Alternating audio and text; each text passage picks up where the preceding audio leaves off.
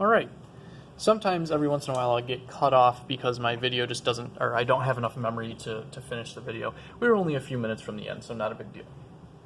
So what I was saying is that what has happened so far is that the ant has walked along these two vectors, started at the origin, walked up this way, 6 centimeters at 35 degrees west of north, and then walked 9.4 centimeters at 28 degrees south of east in that direction.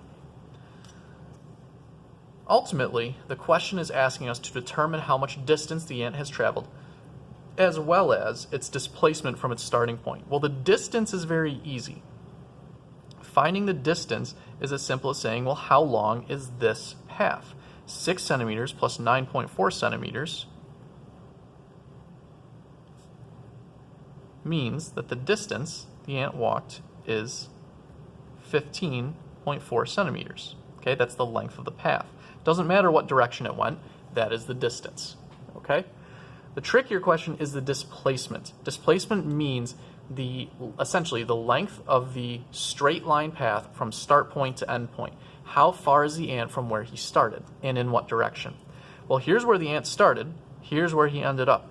In order to measure that, the displacement in this case is called, we're going to find it by drawing a vector from the start point to the end point. And that vector has a very special name in addition to just displacement.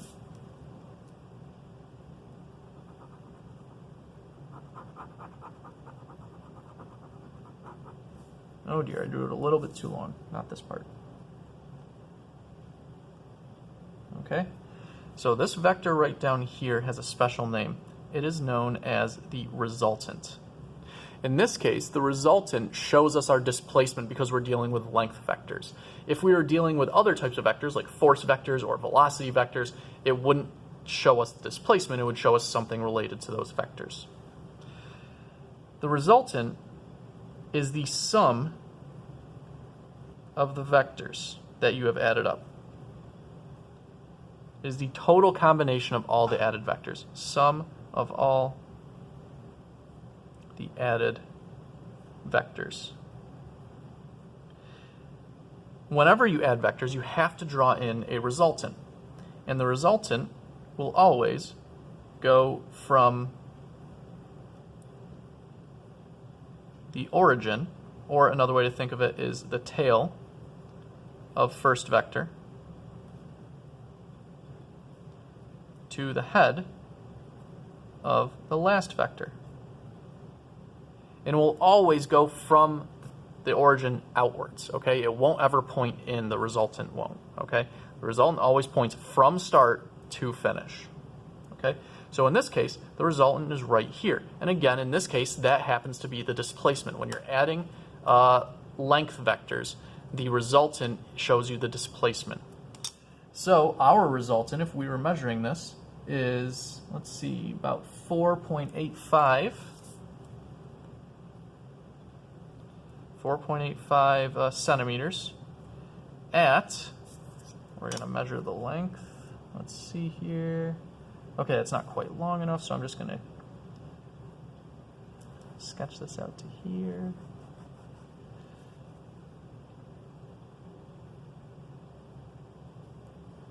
Looks like about 4.6 degrees, and that would be, here's east, so we measured 4.6 degrees north from east, or north of east, okay?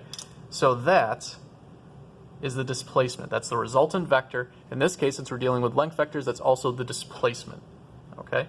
What that means is that the ant is now 4.85 centimeters from where he started, and the direction is at an angle of 4.6 degrees to the north of east.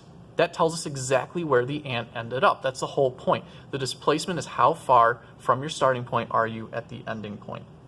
I do have to draw one more vector in here because sometimes you will see this. You see it very rarely. But there is another vector that can be drawn, and it is known as the equilibrant. Okay? E-Q-U-I-L-I-B-R-A-N-T. This is a vector that is the same magnitude as the resultant, but the exact opposite direction. And when I say exact opposite direction, since a circle has 360 degrees, I mean 180 degrees away from the resultant.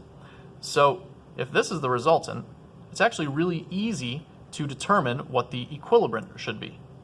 The equilibrant should be the exact same magnitude, 4.85 centimeters, at, well, 180 degrees would be over this way, and instead of being north of east, it would be south of west. 4.6 degrees. Oh, I said I was going to estimate. Let's, oh, no, I'm fine. 4.6 degrees south of west. Another way of saying that is I could think of this as 4.6 degrees from the positive x-axis. Over here, if I were to add 180 degrees, it would be 184 degrees. The equilibrant would be at 184.6 degrees from the positive x-axis. I'm going to draw my equilibrant now. Let's see here. First, let's do the angle.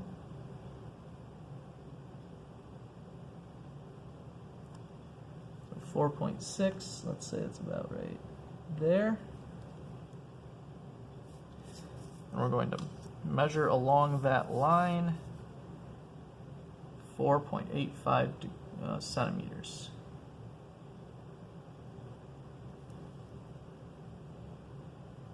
Usually I just spin my paper upside down, but since I'm making this video for you guys, it's a little tougher. Oh dear. Everything's falling apart. Okay, there we go. Notice that the equilibrant is like exactly the same size as the resultant, but it's in the exact opposite direction. Matter of fact, 180 degrees apart means they're pointing literally in opposite directions. This should be pretty much a straight line, and it is. So that's the equilibrant. You don't always see the equilibrant asked for, but sometimes you will see it asked for, so you do need to know how to draw it. Okay? The whole point of the equilibrant is basically, okay, if the ant is all the way out here at its the end spot, how could it get back to the origin? The equilibrant is the vector that if you add it to the resultant will bring everything back to the origin so that there is no vector sum, so that the vector has a magnitude of 0. Okay? So if you add a resultant and an equilibrant, you should get 0. That's a really quick overview of head-to-tail vector addition. I'm asking you on the homework to try a couple head-to-tail vector additions. I know that it'll probably be difficult, but what I want you to do is try them. Make sure you draw the vectors, do all the vector drawing practice first, and then try some of these head-to-tail methods, okay? The steps are right here, all right? If you get lost, you just look back at the steps, all right? Every vector addition problem can be solved using these steps, and you can determine the resultant and equilibrant. I'm just going to put down, this is here, this is equal to the displacement for this example, because we're dealing with length vectors. Okay? Well, that's it for vectors. I'm sorry it went 3 videos as opposed to just 2. I guess I need to clear more space on my phone. When we come back, we'll be getting towards the end of our little mini math unit, and we'll be talking about making and reading graphs, okay? But we've got the vectors done for now. I will see you later.